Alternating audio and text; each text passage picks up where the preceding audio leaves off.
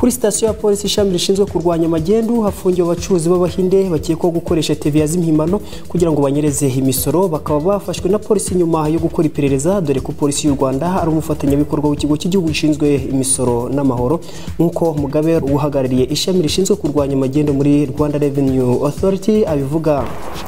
Nibyo koko hari abasora bafashwe bari mu gikorwa cyo gukoresha fagitire za IBM ubona zitari z'ukuri, babifashijwemo n'umukontabure nawe ukorera indi kampani. Uko babigenje rero nuko uriya mukontabure we yagurishije IBM invoice za IBM abacuruzi bandi bashaka kugabanya output VAT. Sinzi niba wenda bisobanuka neza, birumvikana. So urumva rero icyagaragaye nuko izo sales nyiri business ufite ako kamashini ntabwo yari yazikoze mu by'ukuri, ntabwo yari yazikoze. Bariya rero bo bashaka kugira ngo babone input nini kugira ngo bagabanye ya output, urabyumva. So urumva rero harimo icyo gikorwa nyine cy'amanyanga, ari igikorwa cy'uburiganya, bashaka kugabanya umusoro bashobora kwishyura muri Rwanda Revenue. Ku ruhande rw'Abahinde bakekwaho kuba barashakaga kugabanya imisoro ry'ibyagurishijwe bongera imisoro y'ibyaguzwe, baremera ikosa ariko kandi bakanatunga agatoki umukozi umenyekanisha imisoro witwa Abdallah Kalisa. I made small mistake to buy the invoice from someone, he gave us the invoice for someone else. Nakoze ikosa rito ryo kugura invoice tutari tuzi ko ari impimbano. Ubu turi mu bibazo ariko twizeye ko tuzabona ubutabera. Hari umuhungu witwa Kalisa yaduhaye invoice ya Ferabeto kandi yaje atubwira ko ari we umuyobozi wa kompanyi imenyekanisha imisoro, ariko mu by'ukuri yatuzanye invoice z'undi muntu. No, this is first time. I 1.5 year here. There was nothing. This first time, and the invoice was of. Nukuri niyo nshuro yanjye ya mbere kubera ko natangiye ku itariki 27 Ugushyingo, sindakora imenyekanisha na rimwe. Utumwa natanga ni ukudakora amakosa. Nubwo abacuruzi b'Abahinde bemeza ko Abdallah Kalisa ari umwe mu bagize uruhare mu gushaka kunyereza imisoro, we ntiyemera ibyo ashinjwa, dore ko avuga ko anafitanye ikibazo n'umukoresha we ari nawe watumye ikibazo kimenyekana.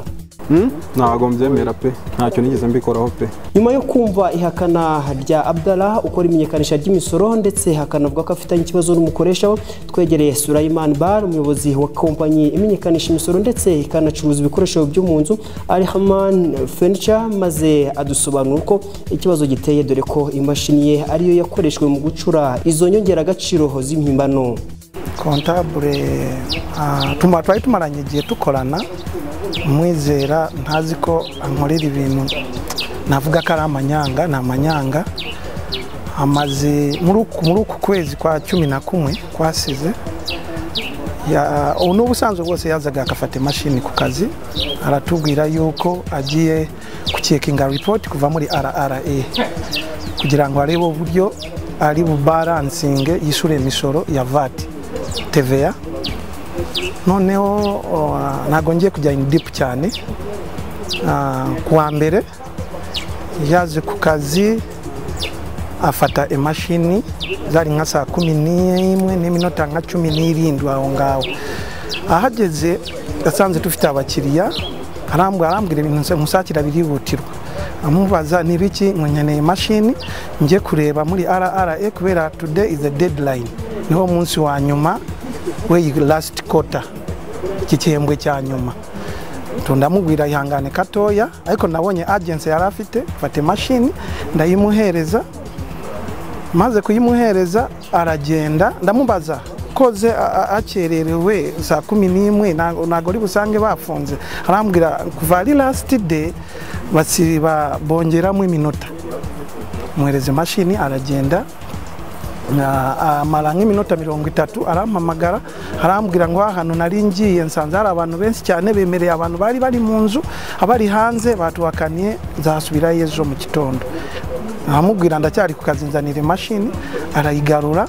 Ayigaruye ngira Dauti umurako kugenda nasigaranye na madamu arambaza ke mashini muri uku kwezi ayitwaye katatu nta kibazo ndamubwira nta kibazo ariko agarutse umutima yasanze ngiye kusari nsarira mu iduka iwanjye maze kusari mpita mfata imashini imprintinga invoice kugira ngo njanise neza ari zisanzwe mu my last invoice niyo ndi busaye niba zikurikirana neza nagiye nsanga mamisinga 4 invoice enye at that juncture nahise muhamagara nambaza Abdallah where are you uri hehe ko mfite ikibazo hano mu mashini arambwira I'm still around yarakiranga mu Kakingiro then ndamubwira okay mu gihe kitoya ndakugeraho ndangira ahantu uri ambwira ndi kuri Bank Populaire nda drivinga na madam turamusanga amubwira ko nsanze hagati y'igihe maranye machine nsanze amisinga invoices enye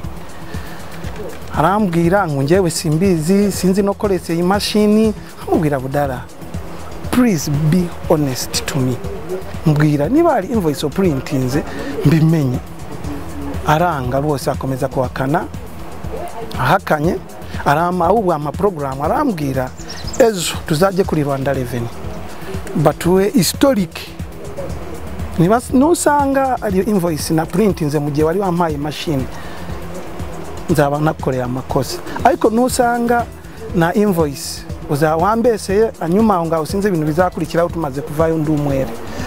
Biteganyijwe ko bazahanishwa igihano cy'igifungo kuva ku mezi 6 kugeza ku myaka 2 nibaramuka bahamwe n'icyaha kandi bakishyura imisoro yanyerejwe ingana na miliyoni 70 dore ko umwe muri bo yari yanyereje miliyoni zigera kuri 40.